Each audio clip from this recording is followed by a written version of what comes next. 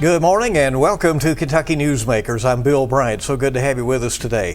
Our first guest comes after Republican Congressman Andy Barr's decision to run for the U.S. Senate means that his House seat is going to be wide open. That rare situation is expected to result in a crowded field of candidates who would like to represent Central Kentucky in Washington. And minutes after Barr's decision was announced, Republican State Representative Dotson announced that he would like to go from Frankfort to Washington. Dotson has carved out a socially and fiscally conservative record during his time in the state legislature and has indicated he would do the same in Congress. The 52-year-old Dotson is a restaurant owner and a pastor. The 6th District includes Lexington and surrounding counties in central Kentucky. Barr has held the seat over a dozen years, but before that it went back and forth between the parties for decades. Candidate Dotson is joining us today. Thank you so much. We appreciate you coming in. So nice to be here with you, Bill. So this sort of starts our coverage of this House race, which we anticipate is going to be pretty lively. Why were you so sure that you wanted to jump in this race that minutes after Congressman Barr said he was going to the Senate, you threw your hat in the ring? Well, to be quite honest with you, we were looking at this scenario playing out for a little over a year and a half, thinking that Mitch McConnell may very well, this may be his last go around, and I knew Congressman Barr had aspirations, so I thought that possibility would come into play, and sure enough it did. And during that time my wife and I discussed it, and we said if this does play out, this would be a great opportunity to pursue. And so we looked at it for a while. So I wanted to get out early, and being in the race, only one on the GOP side at this time, has given me the ability to come and do interviews and get all the airtime that I possibly can, because no one else is officially in at this point. So I wanted to hit the ground running, demonstrate how hard I want to work to win this seat. You think it's an advantage to be in the race early? I do. Have soon the as I field yourself. Yeah, just as soon as Congressman Barr came out, I attached on social media my coming out, and that way, whenever time he's mentioned running for that seat, my name's attached to running for this one. Do you gladly accept a label of being very conservative on social and fiscal matters, and do you believe that will be effective in this district? I do. I really do. When you look at the district makeup, this was, I think, for Congressman Barr, like a plus 24, plus 25 district. Donald Trump won this district with a plus 15. So, and I feel that conservative MAGA lane probably better than anybody. When you look at the things I fought for in Frankfort, the things I've stood on, the issues that I've made headlines with, like Save Women's Sports, that was my bill that I got pushed into Kentucky. So I think I feel that lane much more. But 44% of the district is Lexington, yes. Which is obviously Democratic leaning. Can you appeal to voters in Lexington? Well, the thing is that being in business for many, many years, one of my key goals is winning this seat, going to D.C. and secure critical funding and really help this area. To me, Central Kentucky is the heart of Kentucky, but Kentucky is the heart of America. And we are poised for such economical growth. And I want to see that come to fruition here in Kentucky. You strongly support the initiatives of President Trump. Yes. Are there areas that you disagree with him on? Well, I'm sure we don't see eye to eye. I don't see eye to eye with my mother and father on many things. So, but yeah, there's points of, not always being in agreement. But I think the majority of what he's doing, and I feel like he really has America's interests at best. Do you support the tariff strategy of the president? I do. I think it's long overdue. I think that, in my understanding from what I'm seeing, it's used as a strategical ploy to really negotiate, bringing people to the table and resetting our tariffs. I think over the long haul, it will be economically advantageous for us. Have you noticed any short-term concerns that you have? As you know, in Kentucky, and both the U.S. senators have said they have real concerns about some of the exports of the state. And anytime you change administrations and we're moving to the extreme that we're moving, trying to reset America, I do believe there's going to be some hiccups. We've seen that in the markets. We've seen that in the economy. But Donald Trump has came in and inherited a broken economy with inflation and price of groceries. So he's left with a mess to try to fix. So there's going to be some issues that have to, in the short term, but I think long term we're going to see some great growth. Had you been there, would you have supported what the president called the big beautiful bill, the tax bill, budget bill, cuts taxes and spending, and it has required some explanation by members of both parties? Right. I don't know all the nuances of the bill, but from what I understand and what I'm gauging from it is I know that they've raised the debt ceiling, but I don't mind a major investment if there's going to be a huge return. From a business perspective, and I know there's a lot of pushback against the bill because of raising the debt, but I think it's overall going to be healthy for the economy and the return that comes back to the government from all the work that's going to be put out through that bill. I think it's just going to be advantageous for us. A freshman congressman arrives in D.C. You don't know next year whether it would be in the minority or the majority. Right. After what is likely to be a very spirited no doubt. Race next year, and in any case is likely to be very close. How do you see maneuvering in a situation like that?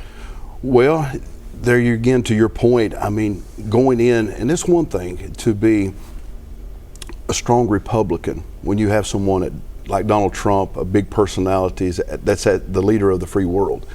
But can you go there and be a strong conservative Republican if we don't have a Republican president? If we got a Democrat, will you be there to be as vocal, to be as adamant? Will you stand for the same issues then? And I think being who I am in the state legislature translates very well to what I think I can do. And it's all about building relationships. It's all about getting to know people and developing those relationships to the point to where people trust you and you can get stuff done when you can work among others in that way. Tell us a little bit about your background and what led you to this point in life that you've made this decision to seek this very high federal office. Right. I've walked simultaneously in two worlds for many years, one of them being a pastor. I started a church in Winchester. I'm originally from Pike County, as I shared with you earlier. Moved down here after I got out of the Army. And I started working, I got my training in the military as an x-ray tech. So when I got out of the military, I came to Lexington, put in some applications, and I got hired at University of Kentucky Hospital. But I was never a city boy, so Winchester was a great compromise for me. So we moved there, and that's where we planted our roots. And my children were raised there. But back when I was about 24 years old, the Lord had put on my heart to begin a ministry there. And sure enough, we did. We started in a little storefront building with 12 people. We grew to 120 people the first year, then we grew to 400 or 500 the next year. So that's how we began. And then offshoot of that, I got into real estate, got into restaurants. I've owned multiple different restaurants and businesses throughout the years. Fast food places. Fast food. Yeah. Mm-hmm. I've sold all of those, by the way. So, but I've done that for many years. So I've walked simultaneously in business and in as a pastor. And so I felt in my heart a few years ago as I got involved with our local party, I felt a calling, if you will, to get involved politically because I saw deterioration of so many things in culture. And culture has really influenced the church rather than the church influencing culture. And so I just felt like I had a mandate to get involved. Do you expect a crowded Republican primary? There are some friends of mine that are looking to join in this, possibly. I do think there will be at least maybe 2 or 3 more, maybe.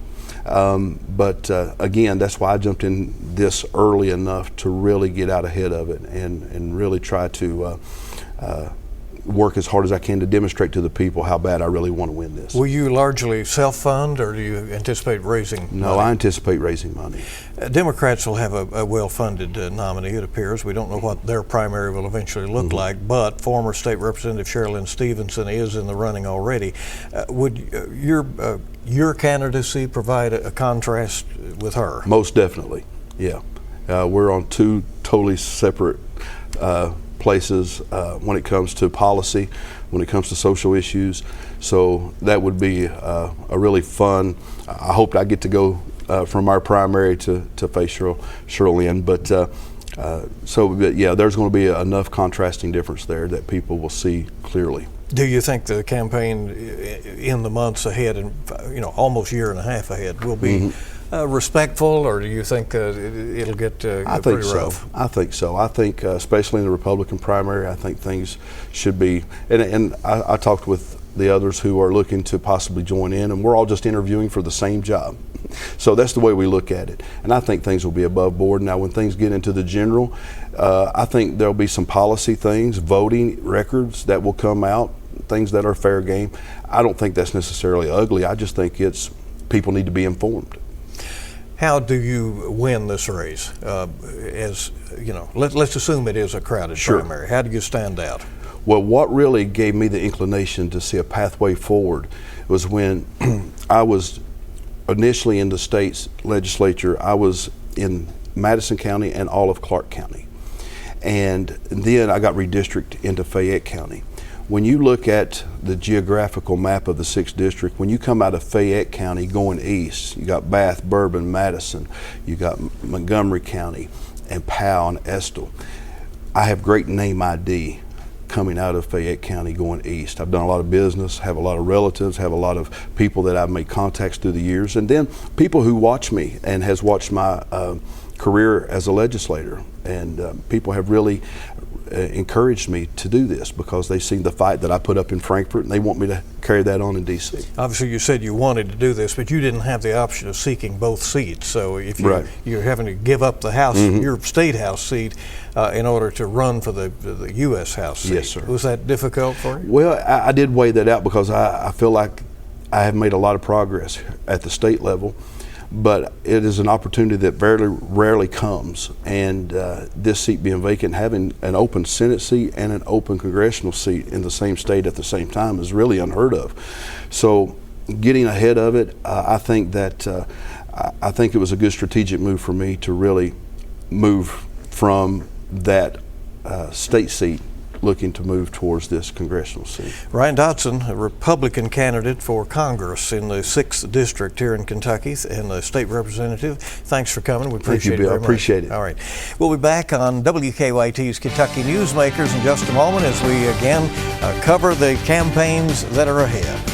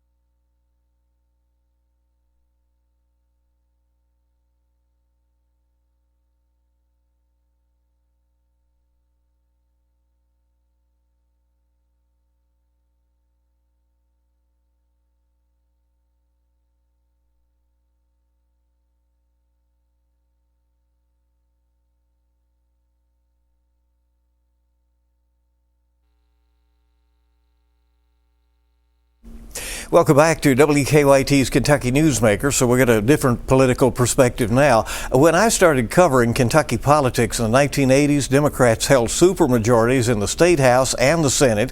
Democrats also held a huge registration advantage, and they held every constitutional office in Frankfort. Fast forward to now, and it is a complete shift. Republicans hold a growing registration advantage, and Democrats only have a handful of seats in the state legislature. Can the Democrats come back? The party's been conducting a listening tour. Governor Beshear is seen as a possible presidential candidate in 2028.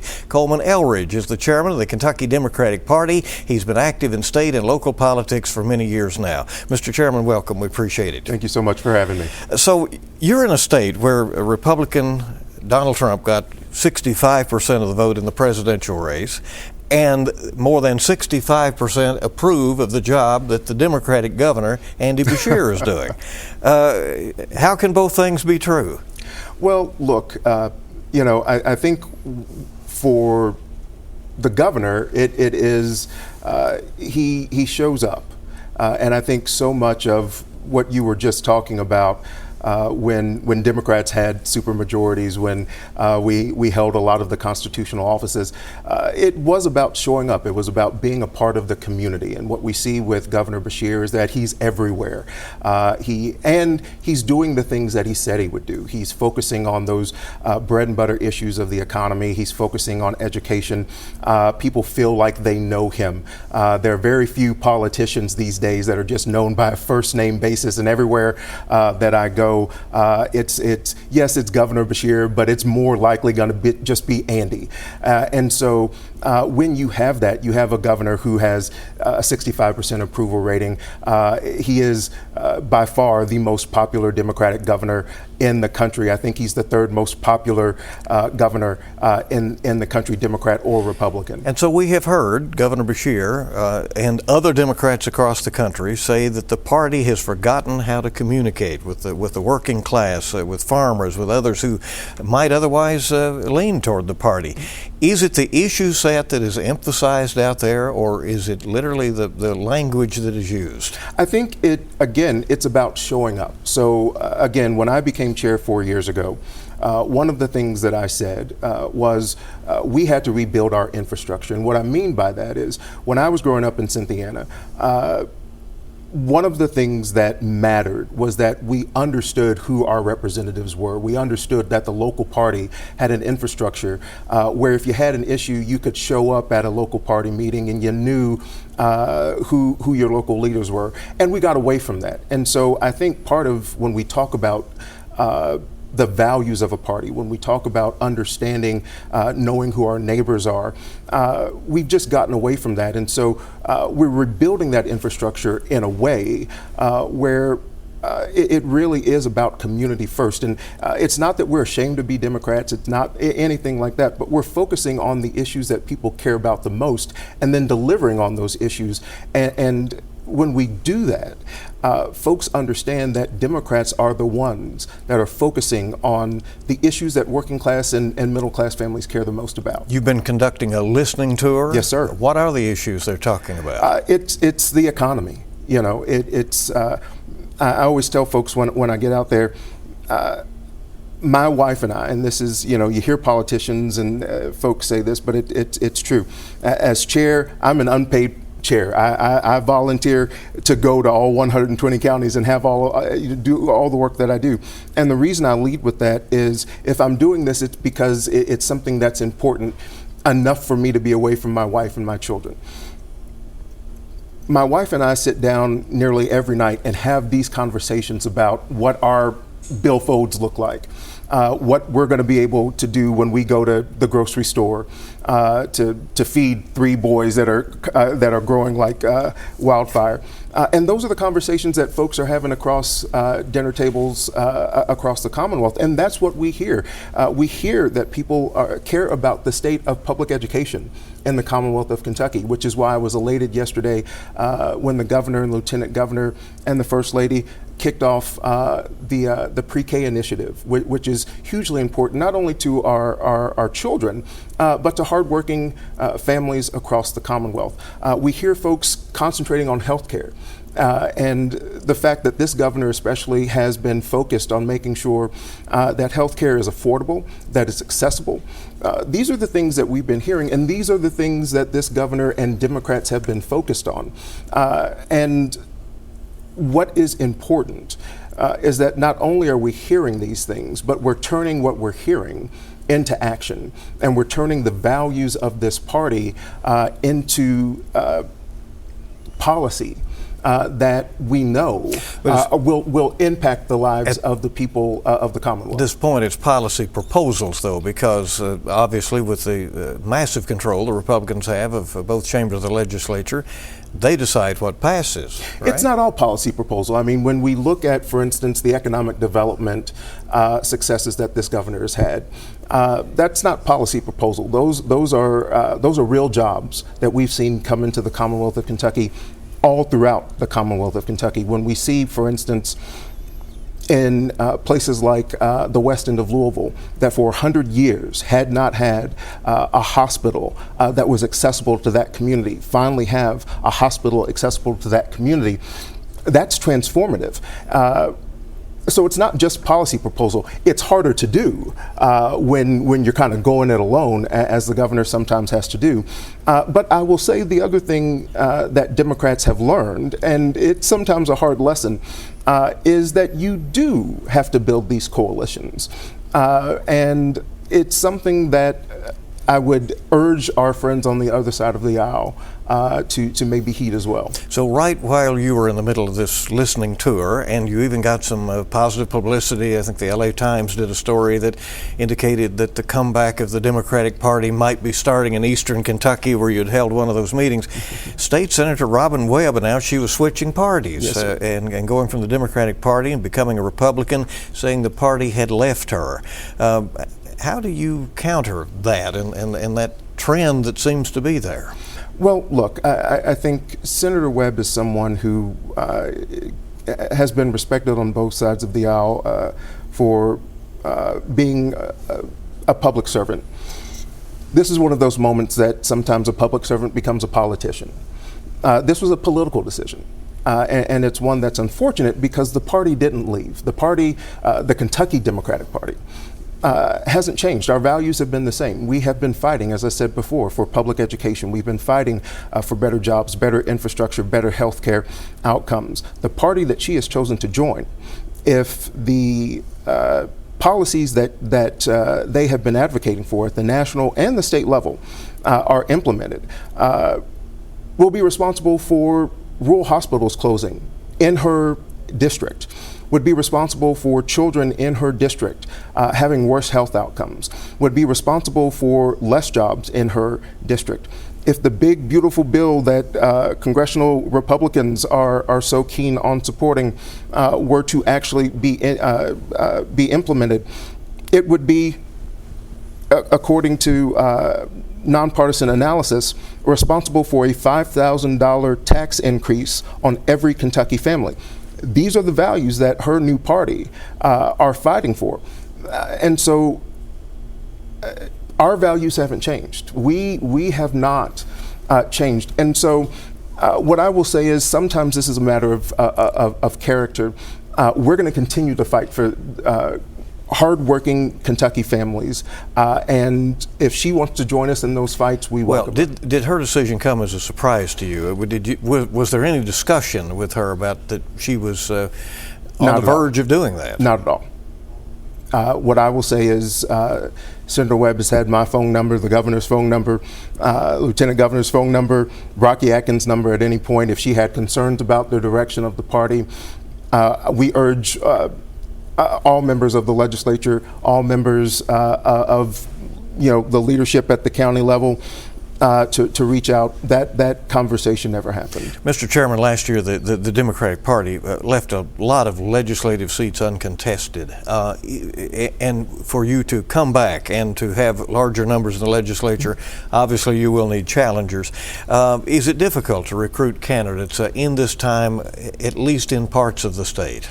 I will say before it was. I was very clear when I became chair. There was a trajectory.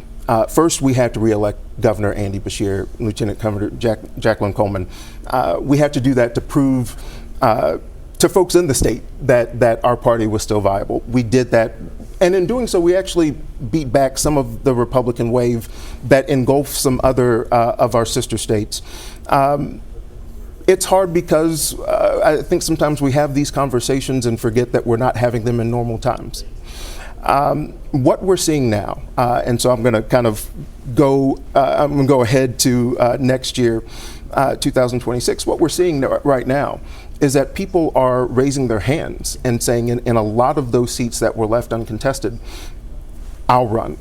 I'm ready. I'm ready to take this on, no matter how sensitive it might be.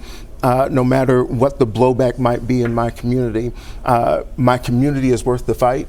The Commonwealth is worth the fight. And so our goal, what we're working towards, is to contest every seat in 2026. We're going to work our hardest to do that. And I'm very elated that Kentuckians are standing up, working class folks, middle class folks, moms, dads, preachers, farmers, standing up not as Democrats but as Kentuckians and saying they are ready for this fight. You're already seeing a competitive Democratic primary in the 6th District House seat. Do you anticipate that getting more crowded? Look, I'm a fan of primaries. I think it's important to have a lot of conversation about the direction of the party, conversation about the issues, and what is very exciting about that race, I will tell you, is that we have gone from a state where, when I would travel around as the chair, there were questions of whether Democrats existed, to the DCCC now looking at that race and saying it's competitive. And that only bodes well for not only the direction of the Democratic Party, but the feasibility of that seat flipping, and I'm very bullish about that. What do you anticipate in the U.S. Senate race next year? An open seat for the first time since, of course, Senator McConnell was elected in 1984, and but the Democrats last won a U.S. Senate race in 1992, Wendell Ford's last race, who did know how to communicate with Kentuckians, obviously. Well, look, I'm really excited about the fact that we have Democrats that are again, much like the CD6 race, but also across the board. Let me go back to the congressional seats real quick, not only in CD6, but across all of our congressional districts. We have Democrats standing up, running in those seats, and obviously Congressman Morgan McGarvey running for re-election. With our Senate seats, we've got Democrats standing up and running for those seats as well. And great communicators, great people who are public servants, who have served this country, and who understand, again, the bread and butter issues. You will not see Kentucky Democrats focused on these wedge issues, these issues that frankly, the Republican Party are focused on. We are going to be focused on the economy. We're going to be focused on jobs. We're going to be focused on public education. We're going to be focused on making the lives of the people of the Commonwealth better. And as we focus on those issues, I believe that Senate race will be competitive. And when you put that against what the Republicans are running on, you've not seen any of these Republican candidates, when they've announced, mention Kentucky families at all. What they're doing is they're auditioning for Donald Trump, not to serve the people of Kentucky. Chairman Eldridge, thanks for coming. We appreciate it, from the Kentucky Democratic Party. We'll be back. We'll wrap up WKYT's Kentucky Newsmakers in a moment.